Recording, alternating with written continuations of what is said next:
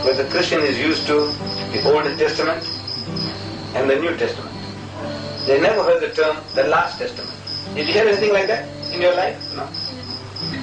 You see, I had an occasion to use this the first time when I was called to Swaziland.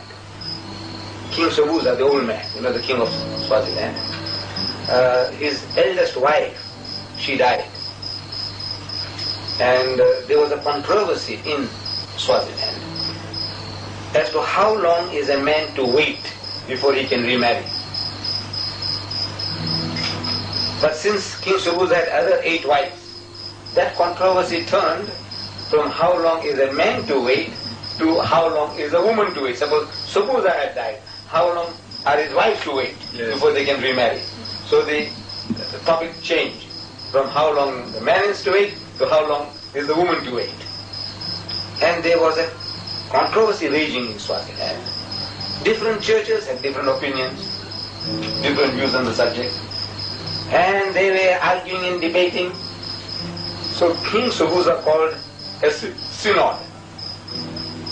You know, all the Christians in the country. Yes. And they also have 1,000 sects and denominations among the Swazis, like anywhere else, like in the rest of Africa.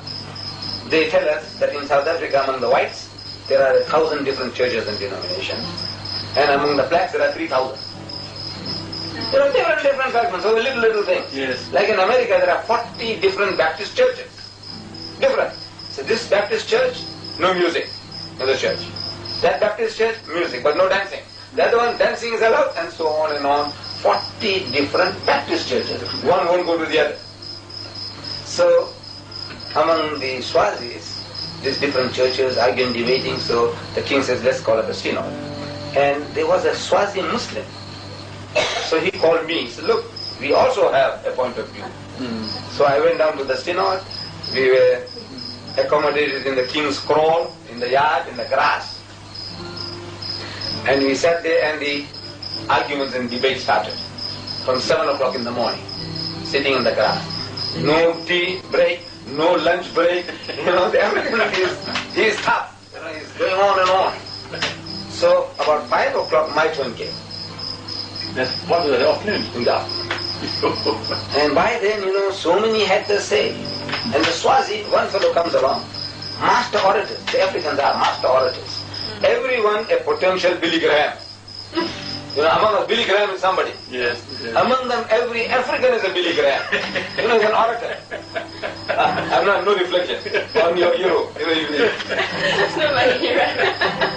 So one fellow comes along and he makes a point. So everybody says, hurrah! You know. Then the next guy comes along and he says, polish. Polish means polish, means all rubbish. What he said is all rubbish. And he makes his point. And everybody says, hurrah!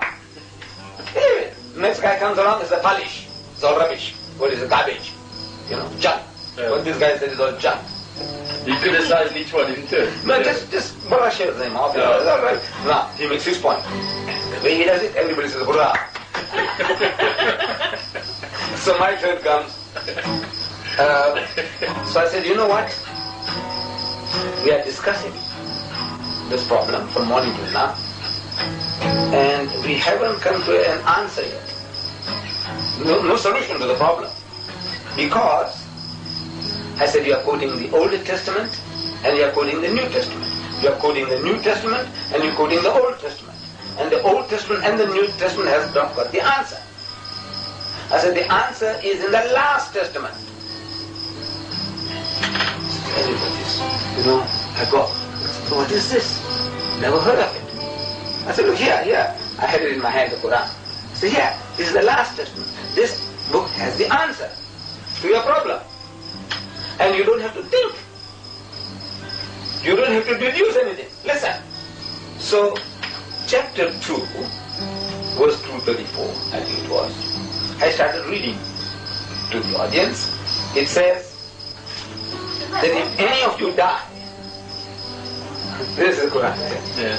I said, if any of you die, it says, leaving widows behind, they must wait. This is the distraction. The music is a distraction. I'm sorry. So if any of you die, leaving widows behind. They must wait concerning themselves 4 months and 10 days. He said exactly, word for word. 4 months and 10 days. So do you need an explanation on that?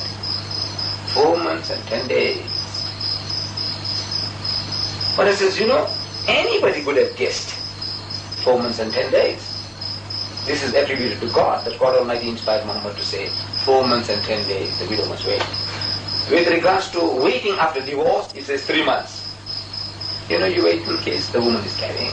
So therefore, 3 months to know that she's clear, then she can remarry. Divorce, after divorce, 3 months. Except the Quran says, yeah. After demise of her husband, 4 months and 10 days. Why? That's the question. Very good question. Why 4 months and 10 days? So, in the first instance, I said, look man, any man could have guessed it, any wise man. If he gives a number of people to guess, come on you, how many? He says, some say 3 months, you say 3 months and 10 days, you say 3.5 months, somebody say 4 months, somebody say 4 months and 10 days. Somebody could have guessed it. And let's say Muhammad guessed it, 4 months and 10 days. I'll give you a reason behind it. And what more it says. I said, anybody could have guessed it. And your guess is as good as mine. But there's nothing miraculous about 4 months and 10 days.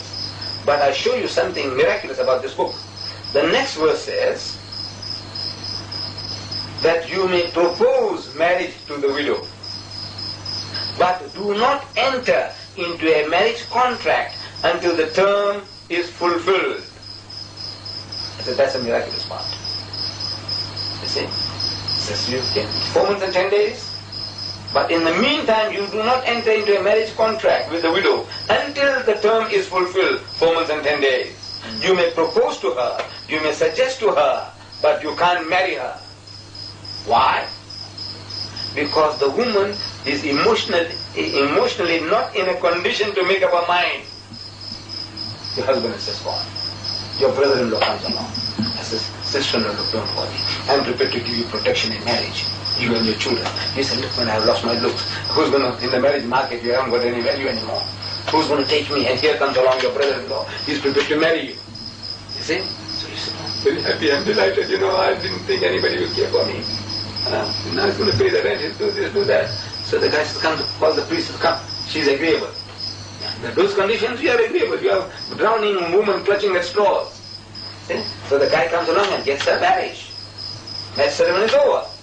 Now you realize that the guy is a drunkard. He has been beating his wife. He couldn't have kept a job. And you are now tied up with him. Now what are you going to do? How are you going to break it up now? Go to court. Hell.